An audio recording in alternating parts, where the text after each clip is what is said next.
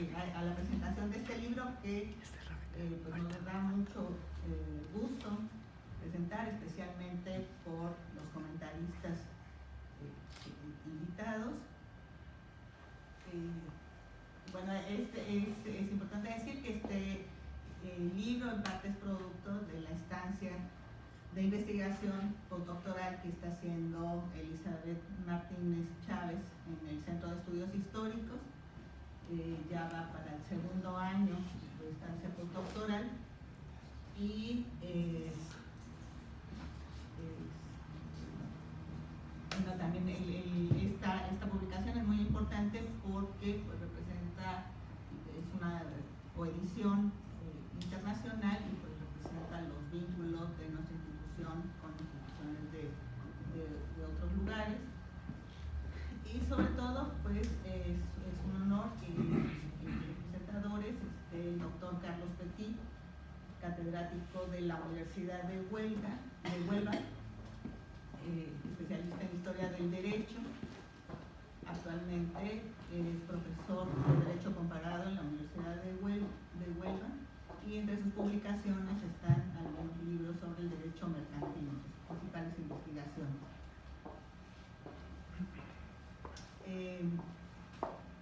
También nos acompaña el doctor Jaime Hernández, egresado del doctorado tutorial de esta institución y pues un destacado investigador y también quien ha ocupado importantes cargos académicos y administrativos, es profesor de la Universidad Michoacana y también secretario de Cultura del Gobierno del Estado de Michoacán.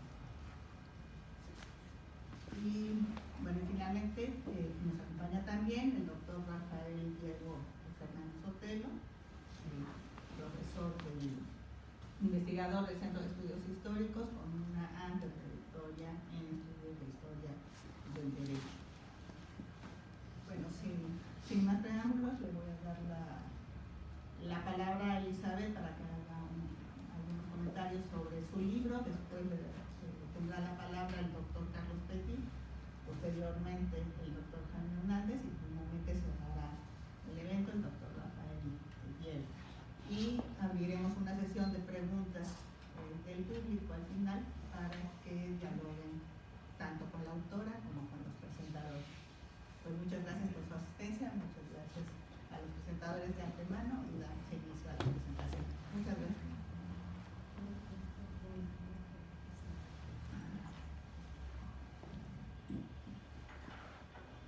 Bueno, antes que nada quiero iniciar agradeciendo a los presentes y a tres de mis profesores que en distintas épocas de mi formación generosamente estuvieron siempre dispuestos a guiarme en el camino de la academia. Me refiero desde luego a los presentadores, el doctor Rafael Diego Hernández, el doctor Carlos Petit y el doctor Jaime Hernández Díaz. Este agradecimiento lo hago extensivo a las autoridades y colaboradores del Colegio de Michoacán. ¿No se oye? Sí. Por la coedición de esta obra y para esta presentación, en especial al doctor José Antonio Serrano y a los departamentos de publicaciones y difusión cultural. También quedo en deuda con diversas personas e instituciones que hicieron posible la publicación de este libro. La idea de publicar el epistolario que compone la obra que ahora está presentando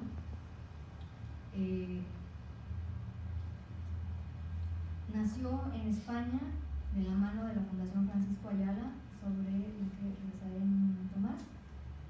Posteriormente fue gracias a un apoyo del Consejo Nacional de Ciencia y Tecnología que me permitió realizar una estancia postdoctoral en el Centro de Estudios Históricos de este Colegio de Michoacán, como bien lo ha apuntado ya la doctora Claudia, y en virtud de la cual me fue posible concluir esta empresa que se había iniciado en España. Durante el tiempo que transcurrió entre la idea del epistolario y la materialización en este libro, debo reconocer los consejos y sugerencias del doctor Sebastián Martín, a quien en ausencia le agradezco, y de dos de los presentadores, el doctor Carlos Petit y el doctor Rafael Diego, a quienes públicamente le doy las gracias. Y bueno, el libro se integra básicamente de 2 partes. Es un estudio introductorio y posteriormente la relación epistolar que durante décadas sostuvo Francisco Ayala con diversos funcionarios del Fondo de Cultura Económica, más concretamente con Daniel Cosío Villegas y Armando Orfila Reynal. Y este epistolario cuenta con notas a pie de página cuyo objetivo es proporcionar al lector información sobre las personas, obras y situaciones que en las cartas se mencionan. Esta correspondencia también ofrece testimonio de las extensas redes personales, institucionales, editoriales, comerciales y profesionales, por citar algunas, en las que interactuaba Ayala, que iniciaron en España y se extendieron por América a lo largo de los años de vida del longevo escritor y jurista. Él vivió de 1906 a 2009, así es que más de 100 años estuvo por ahí, bueno, como aquí, en esta tierra. También quiero pensar que es una modesta contribución para la recuperación de fuentes de las que tanto hablaba su compatriota José Miranda, otro jurista exiliado en tierras americanas y prácticamente desconocido en su tierra natal. Este libro fue coeditado, como ya lo comentaba la doctora Claudia, por el Colegio de Michoacán, la Universidad Carlos III de Madrid y la editorial Dickinson. La obra aparece dentro del programa de publicaciones de Historia del Derecho del Instituto Figueroa de Historia y Ciencias Sociales de la Universidad Carlos III de Madrid, junto con valiosos trabajos de especialistas en Historia del Derecho de diversos países. Entre estos investigadores reconocidos internacionalmente se encuentra Carlos Petit, aquí presente, Víctor Tao Anzuategui, María Paz Alonso, Carlos Garriga o Jesús Vallejo, solo por citar algunos como ejemplos. Y es también un espacio para investigadores que inician su carrera dentro de esta especialidad, como es el caso de la que ahora está hablando. Y bueno, para concluir, me gustaría compartir con ustedes el significado de un detalle que aparece en el libro y que se puede ver en esta parte. Es la imagen de un limonero que está en medio de la firma de Ayala, y agradezco aquí a la estupenda diseñadora del Colegio de Michoacán que hizo la portada, Guadalupe Lemos, que me hizo el favor de elaborar a lápiz la imagen de este limonero. Bueno, pues este pequeño árbol rememora aquel que se encuentra en el Jardín del Palacete, sede de la Fundación Francisco Ayala, que se encuentra en Granada, y tiene una estrecha relación con el escritor. Yo creo que es la más estrecha que se puede tener con un árbol, pues en sus raíces quedaron parte de las cenizas de los restos mortales del escritor granadino. Es por eso que quisimos incorporarlo de alguna manera al libro. Y bueno, yo con esto concluyo.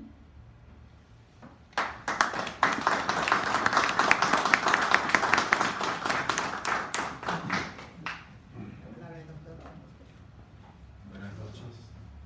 Muchas gracias a los que hacen posible mi estancia en esta ilustre institución. Como somos pocos, estamos entre amigos, permítanme que comience con una confesión. Yo soy totalmente contrario a la presentación de libros.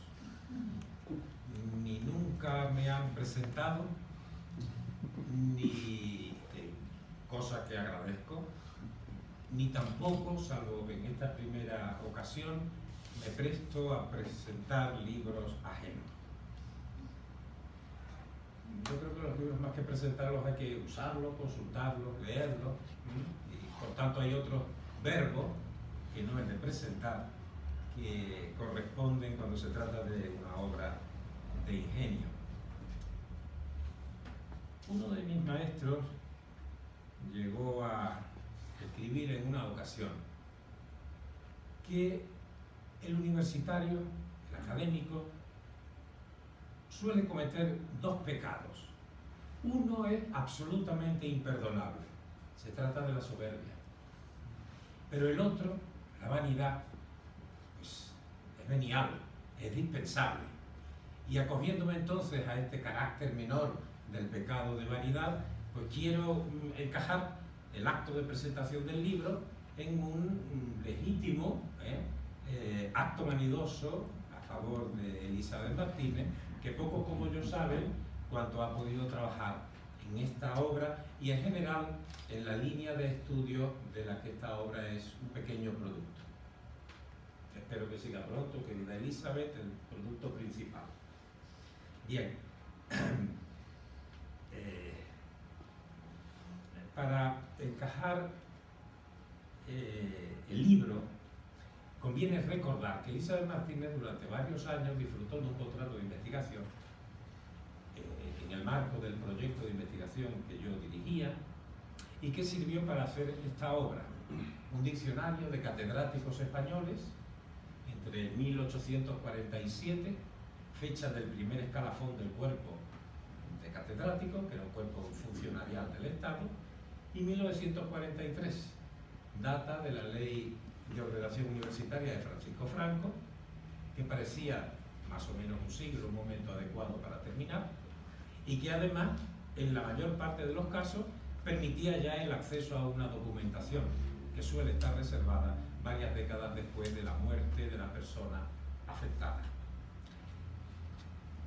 Fueron, por ahora son, a veces sale alguno nuevo que se nos ha extraviado, 565 biografías profesionales, correspondientes a personas que ocuparon cátedra jurídica en las universidades españolas, dentro de ese arco cronológico que les indico,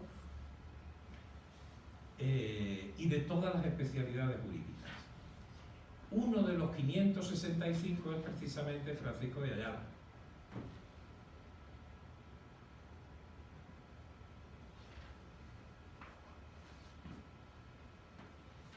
El esquema de cada voz es uniforme, lo suelen ser las fuentes sobre las que nos basamos, básicamente los expedientes del Archivo General de la Administración en Alcalá de Henares, Madrid. Son por tanto más que pequeñas biografías, realmente una recreación de la biografía profesional de cada catedrático, intentando cubrir los aspectos mínimos biográficos, pero sobre todo datos sobre la formación, la carrera académica, las obras principales, los posibles méritos, en algún caso como Ayala también el episodio duro del exilio, etc.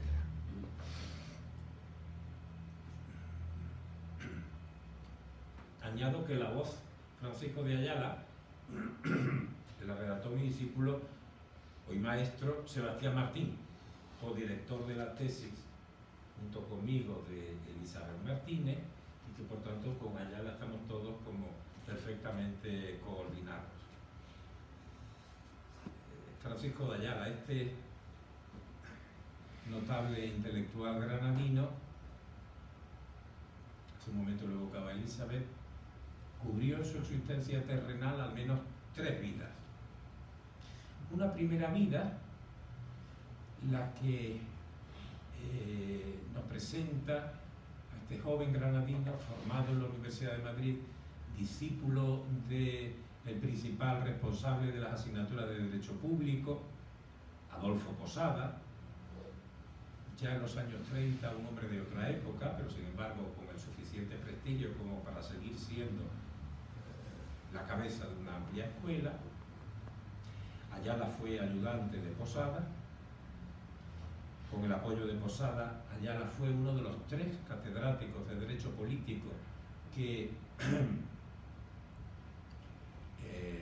ocuparon plaza en los breves años de la Segunda República.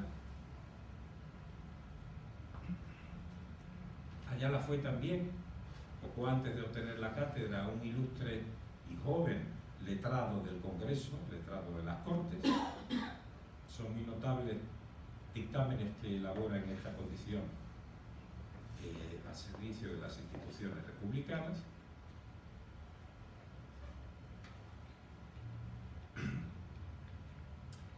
Y Ayala fue también, fuera de España, discípulo personal de Hermann Heller, uno de los grandes publicistas de la República de Weimar, que además, a través de Ayala, cuando hubo de huir de la Alemania nazi, encontró un pequeño modus vivendi en Madrid, aunque estando muy enfermo, falleció poco después de llegar. Hay una segunda vida de Francisco de Ayala correspondiente a los años del exilio, hasta 1976, en que recién muerto Franco, Ayala se instala definitivamente de nuevo en España. Este autor va progresivamente abandonando su actividad profesional fundamental relativa al derecho político y a la sociología para centrarse directamente en la enseñanza de la literatura, en la crítica literaria y en las obras de creación. El epistolario que publica Elizabeth corresponde a esta segunda vida de Francisco de Ayala. La tercera se inicia en 1976, dura hasta su fallecimiento en el año 2009, en donde Ayala legítimamente recoge los frutos de una vida azarosa dedicada siempre al estudio y a la creación literaria. Fue premio Cervantes, fue premio Príncipe de Asturias, sus obras volvieron a ser publicadas en España. En una ocasión le preguntó un periodista a un Ayala ya ultracentenario: don Francisco, ¿cómo consigue usted mantenerse tan bien? Dice, el secreto es la cena. Dice, mire usted, yo cada noche ceno una manzana y un vaso de whisky. Pero no diga usted lo de la manzana. Ese era Francisco de Ayala. Gracias a la tarea de su viuda, se ha conservado un importante fondo, se ha creado una fundación. La fundación premió la iniciativa de trabajo que presentó Elizabeth Martínez, que en sus muchas estancias en la Ciudad de México, ella realizó durante 4 años lo principal de su investigación, combinando semestres en España con semestres en la Ciudad de México, identificó que en los archivos del Fondo de Cultura Económica efectivamente había un fondo importante de cartas de Francisco Ayala que la Fundación estaba muy interesada en publicar. No son cartas de particular interés literario, es más, en una de ellas incluso veo una expresión un poco castiza que habría que reprochar al gran escritor. Pero son cartas prácticas que tienen que ver con las publicaciones, el intento de Ayala de establecer una librería en Puerto Rico. Durante su exilio, en buena medida, residió en Argentina y en Puerto Rico, que tiene que ver también en el interés de Ayala por visitar México, y los amigos del Fondo de Cultura lo ponen en contacto con las autoridades para organizar esas excursiones académicas y también humanas, pero que en su carácter estrictamente profesional yo creo que cierran un interesante testimonio. Gracias sobre todo a la tarea de la editora, que ha desarrollado cualquier nombre, cualquier alusión, y solo lo que hemos tenido que editar epistolarios sabemos lo complicado que a veces son. Aclararle al lector en una pequeña nota muy humilde de 2 o 3 líneas, lo que no deja de ser un enigma para el que se enfrenta por primera vez a ese dato elusivo.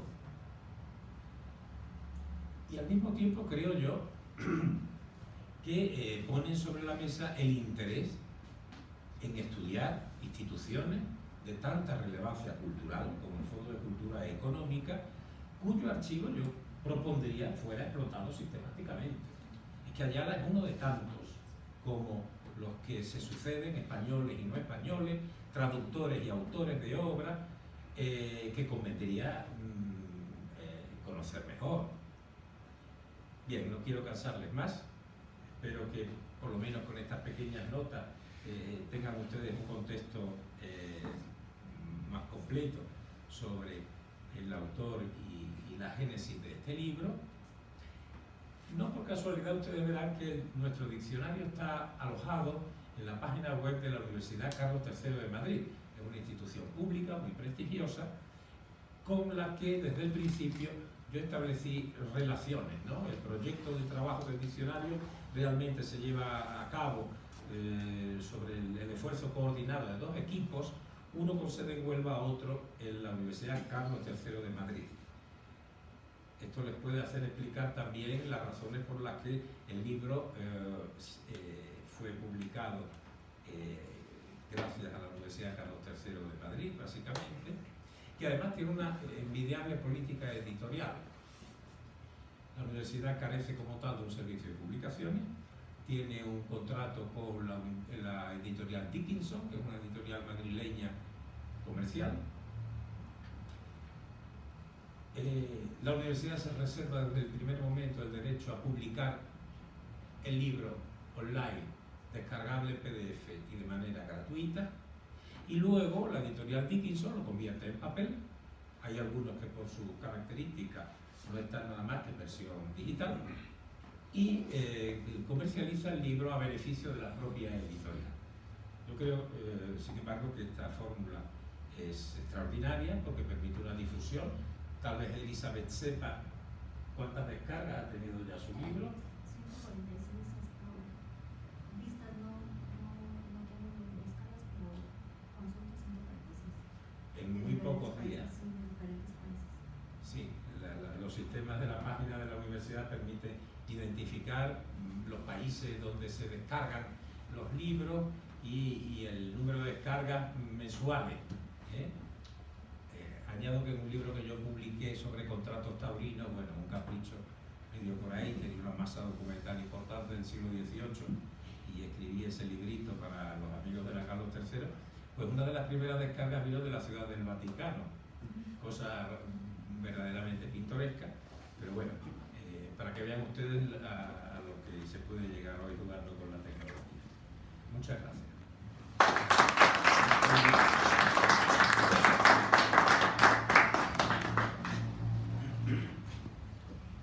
Bien, pues buenas tardes, noches.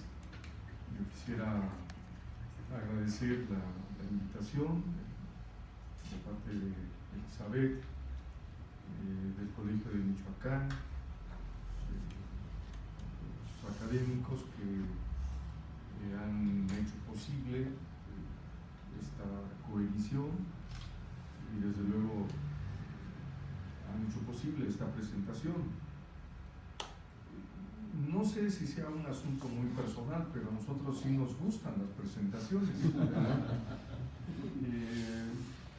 Suele hacerse en los espacios universitarios, en la Universidad Michoacana, un motivo de celebración. Hemos pensado que la culminación de un esfuerzo, un trabajo no solo de investigación, sino también editorial, es motivo siempre de una celebración. Quizás lo hacemos con mayor énfasis, doctor Petit, porque los recursos de nuestras instituciones son muy escasos y quizás no tenemos las redes suficientes, no hemos instrumentado los mejores mecanismos de publicación. Podría decir que hay honrosas excepciones, entre ellas esta institución, el Colegio de Michoacán, que ha avanzado en una política muy clara de publicaciones, que no se quedan además en las bodegas, sino que circulan. Pero créanme que hemos hecho muchos esfuerzos, los que hemos estado al frente de alguna institución. El doctor Rafael Diego lo sabe muy bien, las propias redes a nivel de institucional, los esfuerzos que se han hecho, y a fuerza de ser sinceros hay mucho trecho por recorrer. Todavía no tenemos esos instrumentos y quizás por ello, además de esta celebración misma de premiar a los autores, conlleva justamente un momento de alegría. Y a las instituciones de educación superior, aparte, esto nos ayuda muchísimo, porque en el marco de las políticas públicas de evaluación de las instituciones, Este tipo de ediciones, coediciones nacionales o internacionales cuentan y cuentan bien para las referencias de las propias instituciones. En una política que no creo que es mucho de mi agrado, pero finalmente son de las políticas públicas que están presentes en nuestro país, y entonces, bueno, pues hay que enmarcar un conjunto de actividades en estos procesos, ¿no? Además del sentido didáctico y de promoción que tiene para nuestros estudiantes, entonces procuramos impulsar cada vez el mayor número posible de presentaciones de libros. Es un motivo de satisfacción estar en una presentación, en el caso de una alumna que nos tocó ver formarse. Bueno, yo recuerdo muy bien las primeras experiencias, los primeros acercamientos a las inquietudes de investigación en un encuentro que anualmente desarrollamos en la Universidad Michoacana, un evento que tiene que ver con la presentación de trabajos de investigación de los docentes, de los investigadores, pero también que en aquel momento estimulaba a los estudiantes. No sé si lo recuerdo, ya se lo olvidó porque ha crecido tanto, pero Elizabeth a lo mejor ya se empieza a olvidar de aquellos momentos en una institución en la que se formó inicialmente, pero que ya en ese momento daba muestras de una inclinación por la investigación, espíritu que ha venido fortaleciendo a lo largo de los años, que le ha permitido irse abriendo este camino, que no es nada fácil, de nuestros quehaceres académicos y de investigación. Por eso es motivo de una doble satisfacción, la presentación del libro y el que se encuentre con nosotros un ejemplo de un proceso pues, que también hace sentir satisfecho a las instituciones. En este caso, hablo no solo como su profesor de Historia del Derecho en la Universidad Michoacana, sino como rector que fui también de esta institución. El libro es una obra sencilla, pero no por sencilla menos importante y menos trascendente. En efecto, es una obra que tiene como objetivo fundamental, y ella, Elizabeth, lo plantea desde la introducción, recopilar, reunir esta documentación de carácter epistolar que involucra a uno de los investigadores más destacados españoles que formaron parte de este exilio republicano en América, pero que tiene también la peculiaridad de esta recopilación que realiza Elizabeth de estar vinculada fundamentalmente con personajes muy trascendentes para la vida intelectual mexicana, como el caso de don Daniel Cosío Villegas y como el caso de Arnaldo Fila Reynal, los primeros directores del Fondo de Cultura Económica. Entonces es una obra muy interesante. La primera parte nos hace una introducción, un contexto adecuado de los momentos, de los personajes que forman parte o que aparecen de manera central en este conjunto epistolar, y que nos indican de entrada pues que es una obra que puede resultar muy útil, muy interesante. De tiempo atrás, y desde luego que cada quien tiene corrientes historiográficas, pero un trabajo de recopilación documental caracterizó por muchos años justamente el el gran esfuerzo que hicieron los positivistas de acercarnos al conocimiento de las fuentes, la divulgación de las fuentes. Hoy en día, con nuevos bríos, ya no estrictamente en ese enfoque del positivismo, siguen siendo, yo creo, que muy útiles y necesarias obras con este estilo historiográfico como el que hoy se presenta. Yo creo que sigue siendo muy importante y muy significativo el que a través de obras de esta naturaleza y en esta versión, esta doble versión digital y en papel, se acerque a los estudiosos a la consulta de fuentes primarias ubicadas en archivos y en diversos repositorios documentales que, si bien es cierto, hoy son la inmensa mayoría de un acceso mucho más fácil que lo fueron en el pasado, no dejan de ofrecer dificultades de distinto tipo o complicaciones que generalmente nos presentan una diversidad de situaciones para que el estudioso, el estudiante o aún el historiador ya formado se acerque justamente a la consulta de estas fuentes. Yo creo que si estas fuentes se recopilan con un sentido adecuado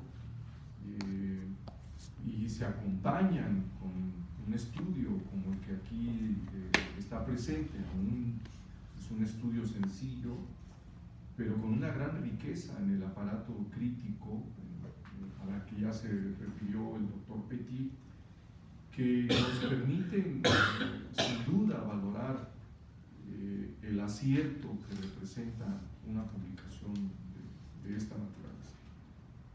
Yo en particular celebro que se haya tomado la determinación de una publicación, insisto, con estas características, porque, vuelvo a repetir, sigue siendo muy importante el acercamiento a fuentes. Regularmente se publican fuentes documentales oficiales, de archivos gubernamentales, administrativos, de archivos históricos, que reúnen justamente la documentación con esas características. Pocas veces se publican archivos como los que hoy están presentes, o documentos de archivos como los que están presentes aquí. Sin duda es necesario explorar mucho más el archivo del Fondo de Cultura Económica, pero también otros archivos de instituciones académicas que curiosamente en algunos casos no han sido tan cuidadosas en la preservación de sus documentos, a pesar de ser instituciones significativas en la historia académica, educativa, intelectual de nuestro país. Yo creo que aquí hay un ejemplo de cómo un investigador puede acercarse a archivos de instituciones que han jugado un papel relevante, tanto en el quehacer formativo, en la divulgación del conocimiento y en esta empresa editorial emblemática que caracteriza al Fondo de Cultura Económica. Yo creo que la selección documental que se incorpora en este texto es el resultado de una búsqueda cuidadosa por parte de su autora de estos fondos documentales consultados, que muy bien se explican por estos compromisos académicos que adquirió y que aquí solamente se presenta como una especie de botón, como una muestra de lo que es un trabajo más amplio y que es un trabajo muy rico que realiza Elizabeth. Esta correspondencia epistolar reunida, ciertamente a primera vista pareciera que son cartas que no tienen aparentemente la mayor trascendencia, son frías, algunas de ellas, algunas reflejan ya polémica, enfoques, pero en un primer acercamiento parecería que no resultan muy atractivas. En la medida en que se lee con cuidado, yo creo que la recopilación epistolar llama, incluso sugiere a varias inquietudes, a varias reflexiones que tienen que ver con los intelectuales del exilio español, republicano, pero también con las instituciones en América en su conjunto y desde luego, para el caso que uno conoce, mexicanas. Esta recopilación epistolar me hizo alguna reflexión. Primero, viene a enriquecer la obra historiográfica relacionada con los intelectuales del exilio, que es muy rica, es muy interesante.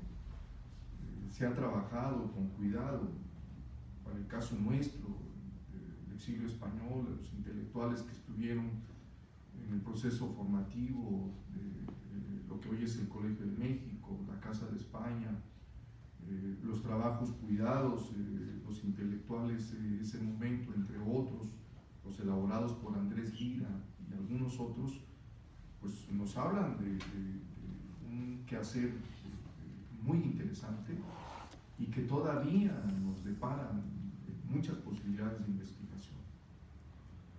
A mí me hizo, en efecto, reflexionar esta idea de las redes en la necesidad de vincular estos estudios que se han centrado fundamentalmente en los intelectuales que radicaron en nuestro país, en la formación de estas redes latinoamericanas, en estas redes que se formaron en otros países y que no se reducen exclusivamente a la experiencia en torno a México, al Colegio de México y a la Universidad Nacional, sino que en realidad hay una red de intelectuales muy rica, algunas que tienen que ver con lugares excepcionales en el quehacer académico, México, Buenos Aires, pero de otras sorpresas que uno quizás no recapacita suficientemente. El caso de Puerto Rico, que uno no hace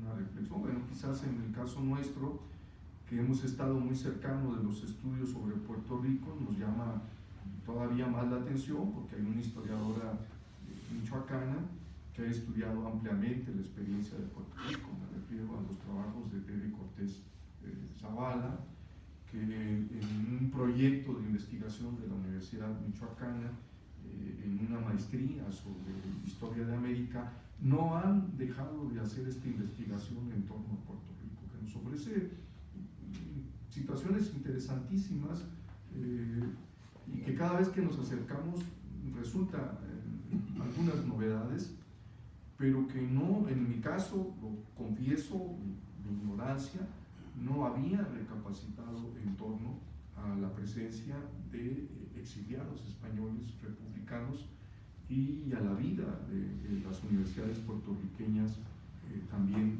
en este proceso. Yo creo que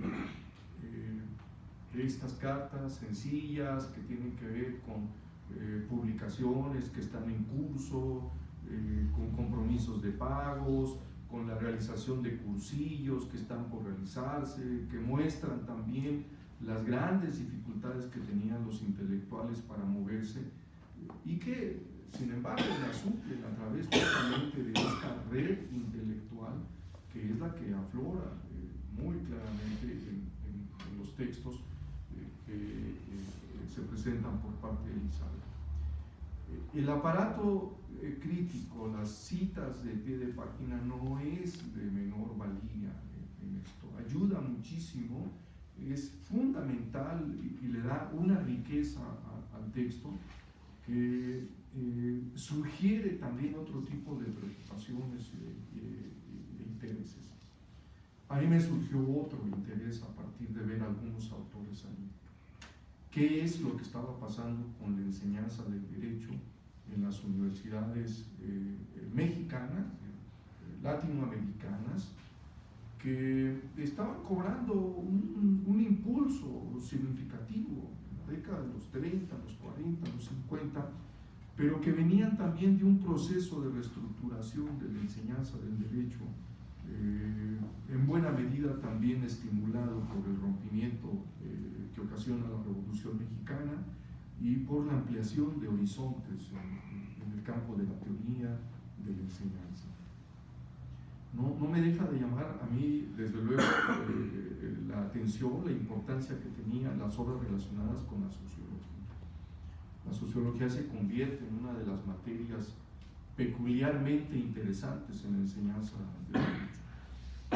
Hoy todavía nuestros alumnos de la licenciatura tienen que cursar sociología. Yo no sé qué tipo de sociología aprendan ahí, está media loca esa sociología. Polo la recuerda, Elizabeth también, con vertientes muy curiosas, pero que en el caso de la Universidad Michoacana, a manera de ejemplo, se convierten en un referente fundamental de los estudiantes y los profesores del derecho en la filosofía del derecho.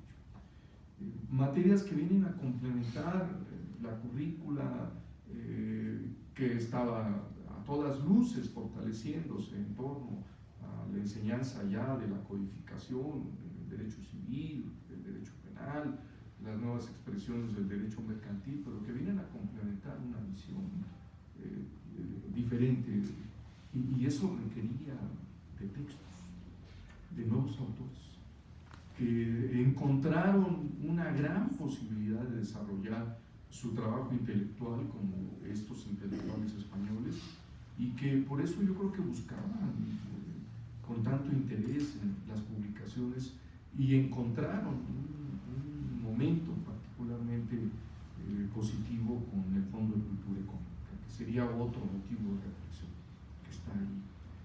El fondo ha jugado un papel, pero eso se ha revisado ya en algunas otras ocasiones y con motivo de otras celebraciones se ha reflexionado un poco más, aunque yo creo que no lo suficiente en los espacios universitarios acerca del Fondo de Cultura, pero sin duda que aquí está presente ese valor relevante que jugó el Fondo de Cultura Económica en América. Este texto sugiere también, desde luego, una reflexión sobre lo que fue la vida de los intelectuales españoles que no encontraron siempre los mejores espacios académicos inmediatamente para generar su producción. Y me viene a la mente la experiencia de la Universidad Michoacana, aquí entre nosotros. En el exilio español nos llegaron gentes de gran valía, como Zambrano, gente muy joven que empezó su carrera académica acá con nosotros y que aquí se quedó y aquí murió en México, pero que empezó en la Universidad Michoacana, como es el caso de Adolfo Sánchez Vázquez. Pero un buen número de los primeros españoles exiliados no encontraron un estímulo suficiente en las universidades, que eran universidades que apenas daban sus primeros pasos como instituciones de educación superior modernas.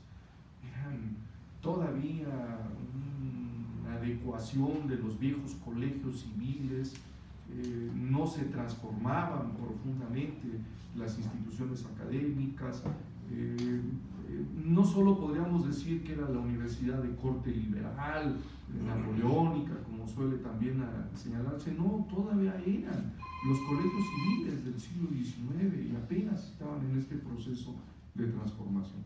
Y no encontraron el espacio adecuado y se tenían que refugiar en las instituciones más desarrolladas. Las de provincia no lo permitieron, no lo posibilitaron. Se perdieron grandes posibilidades entonces de quizás caminar más deprisa con esos intelectuales que tenían una espléndida formación, ¿verdad? Y para el caso, sin embargo, de los estudios de Derecho, ahí están presentes las obras que aquí se mencionan. En el caso de la Universidad Michoacana, pues sigue siendo autores relevantes, por lo menos para algunos.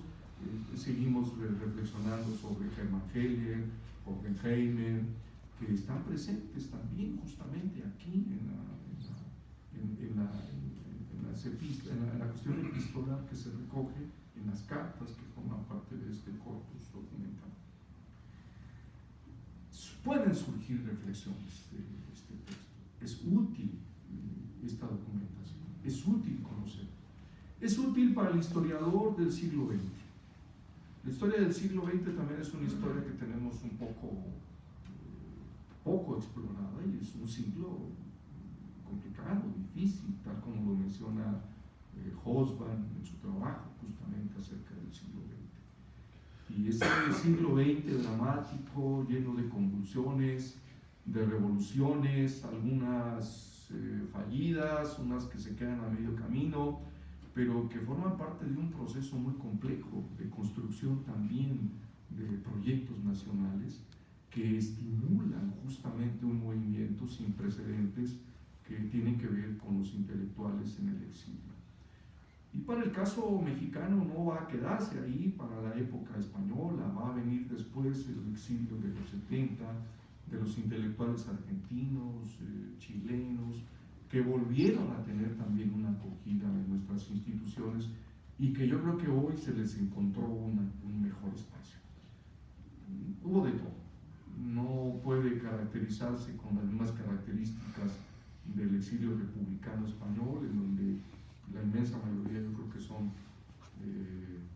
oro molido, pero finalmente no deja de estar presente ese proceso del exilio en torno a estos procesos nacionales, a esas revoluciones, a esos intentos fallidos de construir sociedades y organizaciones políticas mejores. ¿Qué es lo que está presente también? Sugiere por ahí también el desencanto con la experiencia argentina y su retirada a Puerto Rico. En fin, sugiere que también vivieron otras experiencias que forman parte de estas reflexiones que tienen que hacerse en torno al siglo XX. Yo comento nada más esto. Me quedaron otras inquietudes, porque yo creo que el texto es para el historiador del derecho, el estudioso de los fenómenos sociales, de las migraciones. Un corpus sencillo genera posibilidades de reflexión y de investigación. Felicito que se haya tomado la decisión de esta edición que hoy estamos comentando, y les agradezco que me hayan invitado para hacer estos comentarios.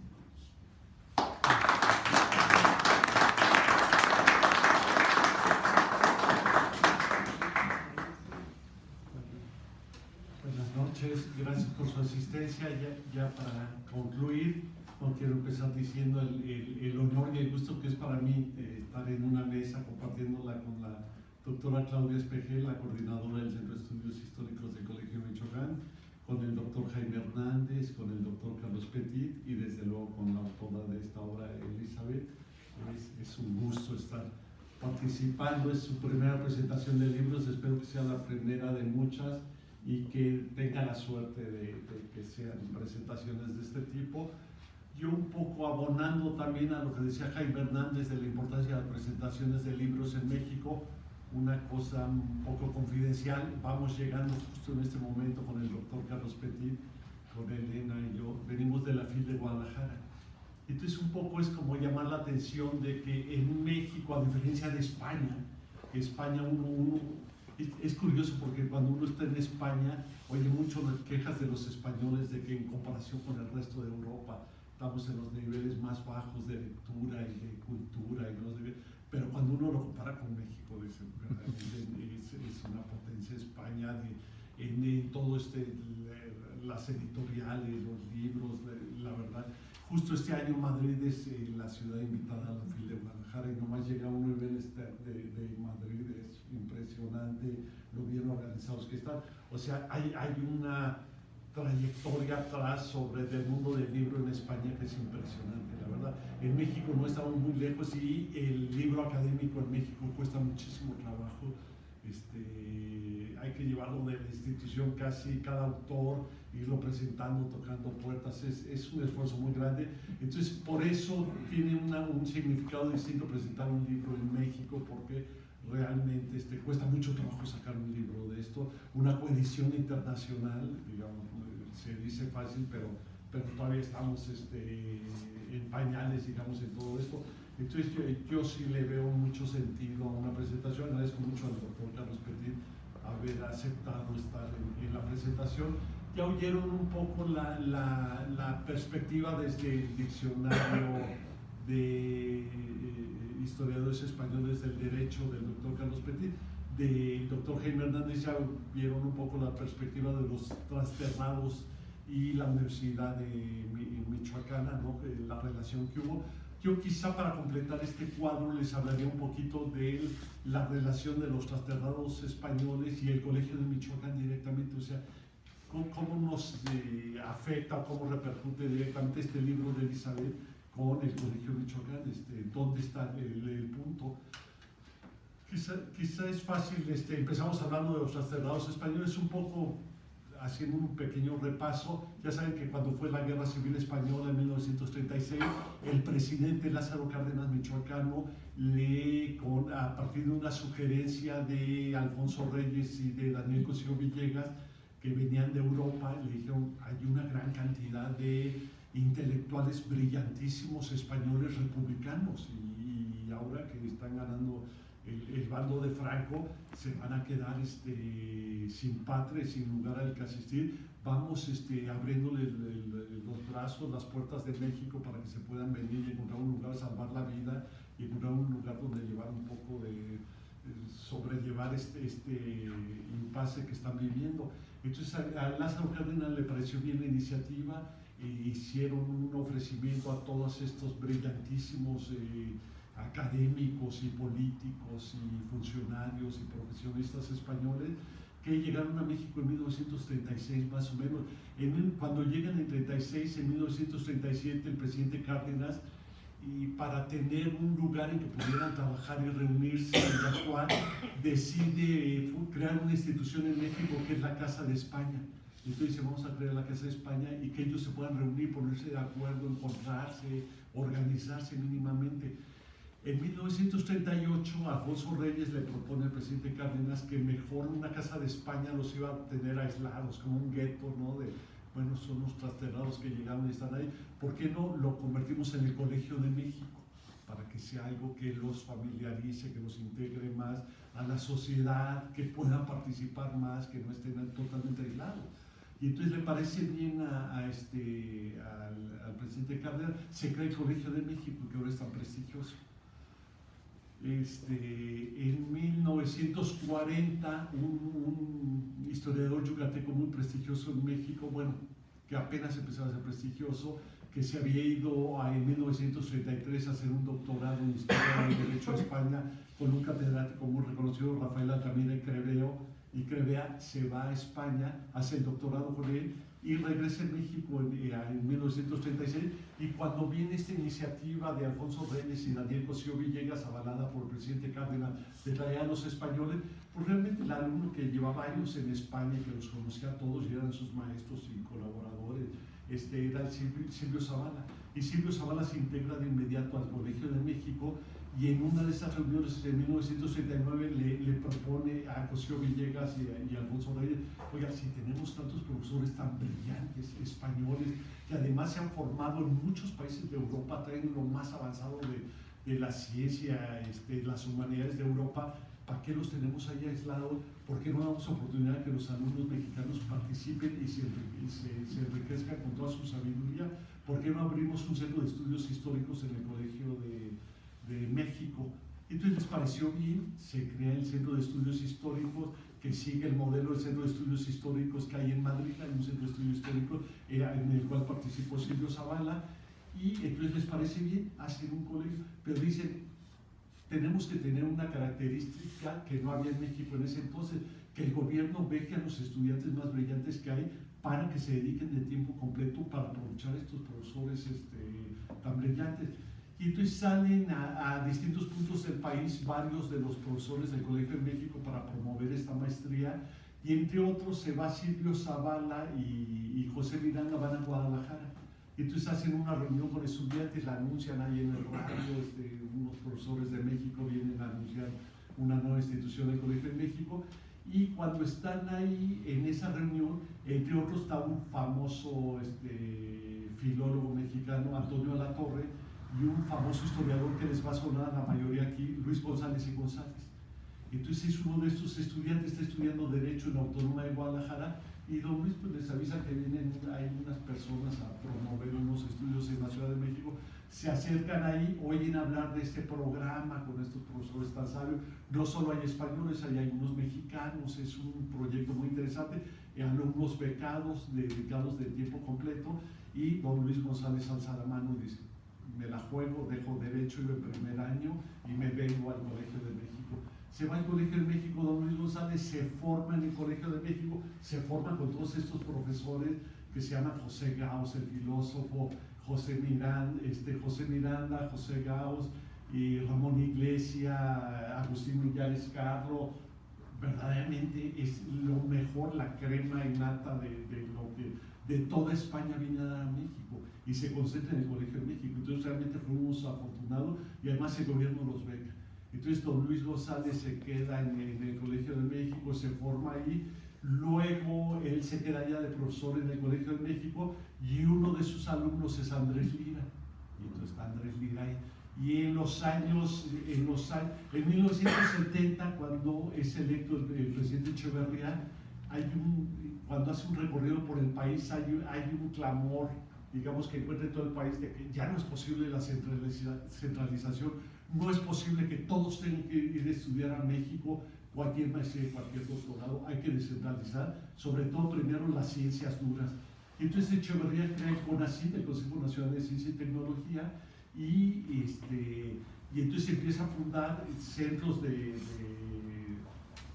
mucha importancia, pero fuera de la Ciudad de México, que era ya menor. Entonces en el norte del país, en el sur del país, empiezan a fundar instituciones, y son un éxito. Se dan cuenta que ya no era posible ese centralismo feroz en la Ciudad de México.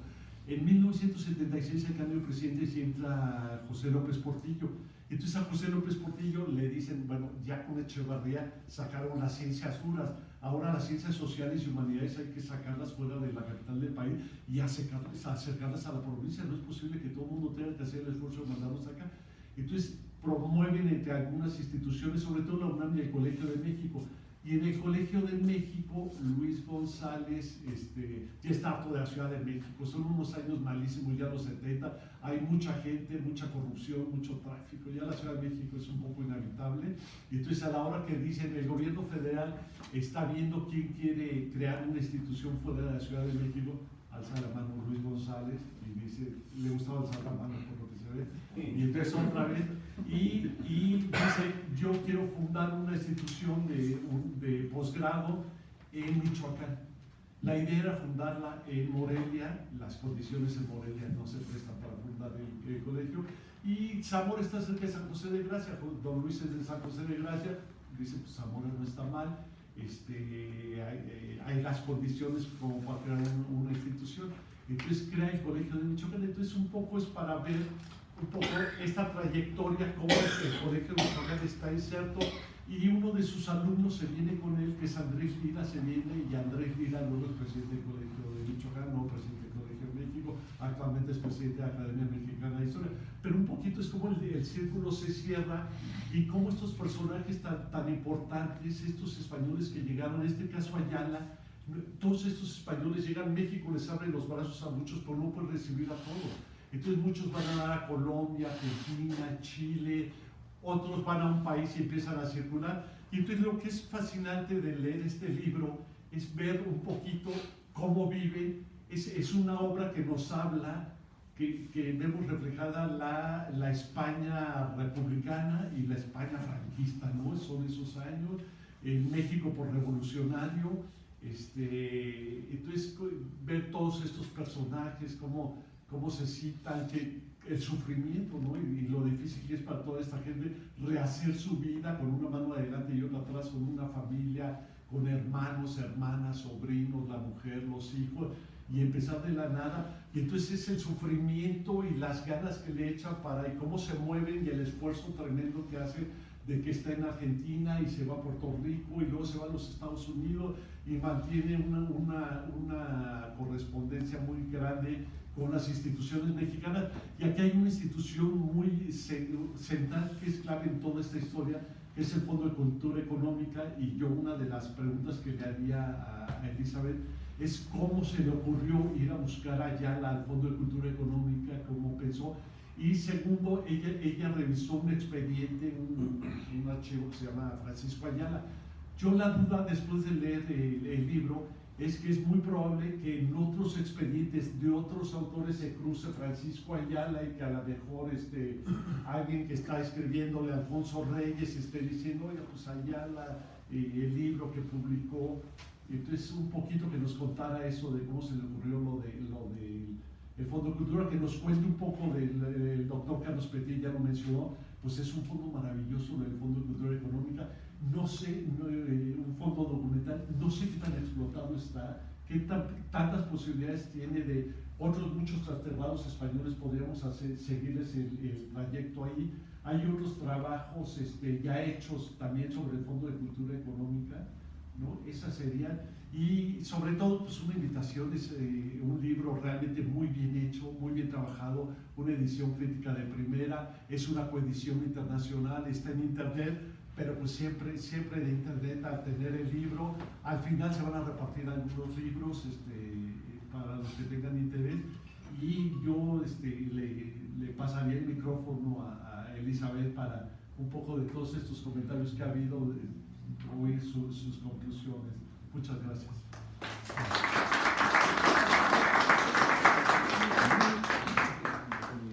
Bueno, sobre el picadillo de vanidad ya creo que ha quedado claro el porqué. Entonces, sobre eso ya no voy a comentar más. Sobre lo que comentaba el maestro Jaime, muchas de las cosas que le quedaron como reflexiones ya están plasmadas en la tesis de doctorado, y ahorita la estoy elaborando para convertirla en libro.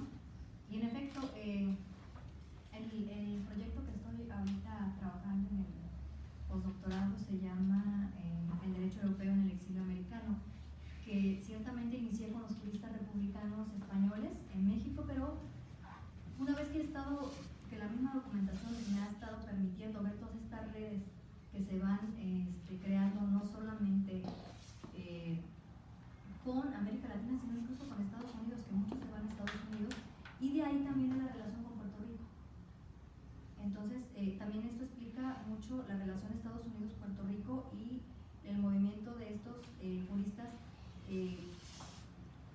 hacia Estados Unidos, pero algunos he visto que por el idioma han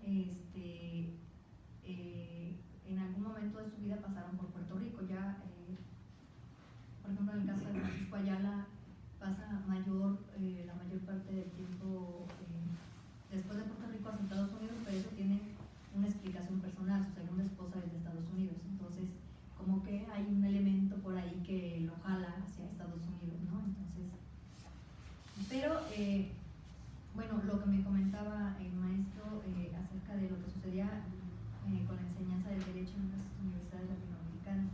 En este momento, en el libro solo estoy trabajando en México, siempre con la vista puesta en otros países, pero por la necesidad de limitación ya no he entrado en otros países. Es un pendiente que tengo para posteriores investigaciones.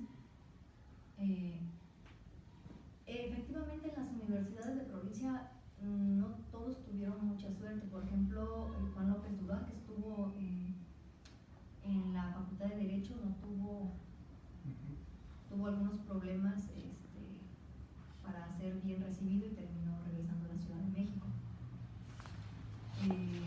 Bueno, otros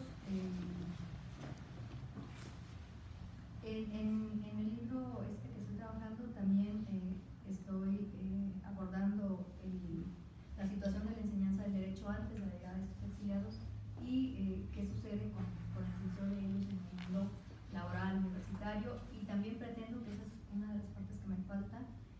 analizar su aportación no solo a la parte de la enseñanza, sino incluso a la parte de legislación, porque muchos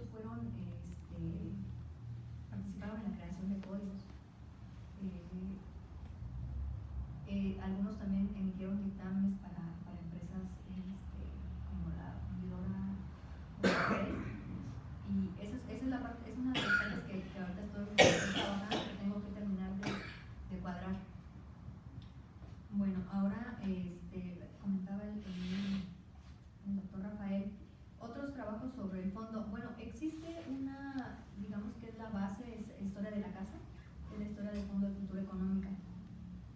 Hay otros autores como la doctora Laura Moya, que es a quien le debo la pista sobre la existencia y la riqueza del archivo del Fondo de Cultura. En una ocasión le esperábamos ambas al doctor Andrés Lira. Afortunadamente, quien estaba dentro hablando con él se tardó y eso permitió que iniciáramos una conversación que ahora se ha convertido en una amistad y que ella me comentara que en alguna ocasión trabajó la información que se encuentra en el fondo y que era muy rica y seguramente encontraría datos que le sirvieran. Yo desde luego sigo recomendaciones, no todas, pero la mayoría las sigo. Entonces fui al fondo. En efecto, es un fondo riquísimo, el archivo del Fondo de Cultura, y hay una carpeta, por supuesto, con el nombre de Francisco Ayala. Yo llevaba mi lista de los personajes que estaba trabajando, entre ellos los del diccionario, porque estaba recabando, como decía el doctor, información de archivos mexicanos y españoles para elaborar las fichas del diccionario y para la tesis. Entonces, entre esos nombres tenía Francisco Ayala. Entonces, encontré, están por carpetas los autores, por supuesto, quien tenga algún interés en alguna obra que se publicó por el Fondo de Cultura, seguramente que va a encontrar un archivo en ese fondo con información acerca de la obra y del autor. Algunas son muy escasas, algunas son muy ricas. Por ejemplo, de Francisco Ayala, pues contiene prácticamente toda la correspondencia que se cruzó entre Ayala y los diversos directivos del Fondo de Cultura. Como decía el maestro Jaime, algunos incluso desencuentros por las obras que luego Francisco Ayala recomendaba, y otro, Julián Calvo, que era, por lo que he visto, bastante tosco. Se dice que, bueno, si está seguro que es bueno, pues él lo recomienda, pero que él cree que no. Entonces ahí tenemos un pequeño choque, pero era entre mismos exiliados. Al final parece que la cosa terminó en buenos términos y que la obra que recomendaba ya la justificó. Pero por supuesto que yo el tiempo que estuve ahí, hay muy pocos investigadores. Creo que es un fondo que no es muy conocido y que está escasamente aprovechado, y que por supuesto ofrece una cantidad de oportunidad para una beta para aquellos que están interesados en cuestiones de historia intelectual, historia editoriales, incluso, bueno, los adjetivos sobran, pero creo que sí vale la pena darse una vuelta a quien tenga interés en este tipo de investigaciones. Bueno, pues le cedemos la palabra al respetable público si alguien tiene un comentario, duda, pregunta.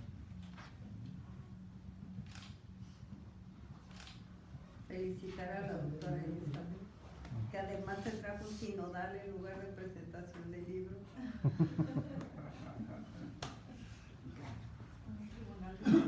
Sí,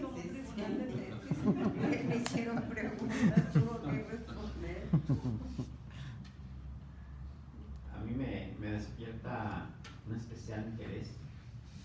Yo la acabo de conocer a ella, se fue a cambiar al lado de mi despacho. Me dedicó el libro, no se quería ir. Me puso a mi apreciar al vecino y yo le quería hacer consultas a ella creyendo que era médico. Y un día me dice, no, soy doctor en Derecho. Yo soy desde luego abogado, fiscalista, y me despierta especial interés, digo, porque se nos olvida, nosotros estamos en la práctica profesional, únicamente somos, ahora sí como se decía en las universidades, codigueros, que existan personas como tú que se dediquen a la investigación del derecho y que podamos nosotros tenerlas como una fuente de estudio y de investigación, como hacía también el maestro rector. Te agradezco que me hayas invitado y un especial reconocimiento y agradecimiento.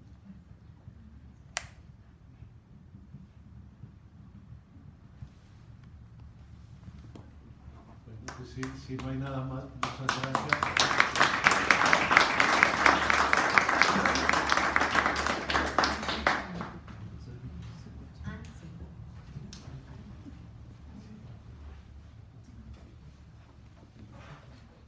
Bueno, pues ahora me han dicho, espero que sea así, que tenemos un brindis en la parte de arriba en el jardín. Espero que no esté muy frío, sobre todo para el doctor Petit y para mí, que venimos bastante dañaditos de la garganta. Pero bueno, están todos invitados en el elevador se puede ir a los jardines de la Fortuna. Sí, y bueno, tenemos Al aquí unos camarote cuantos se libros cansó. para... Sí, ya me tiene.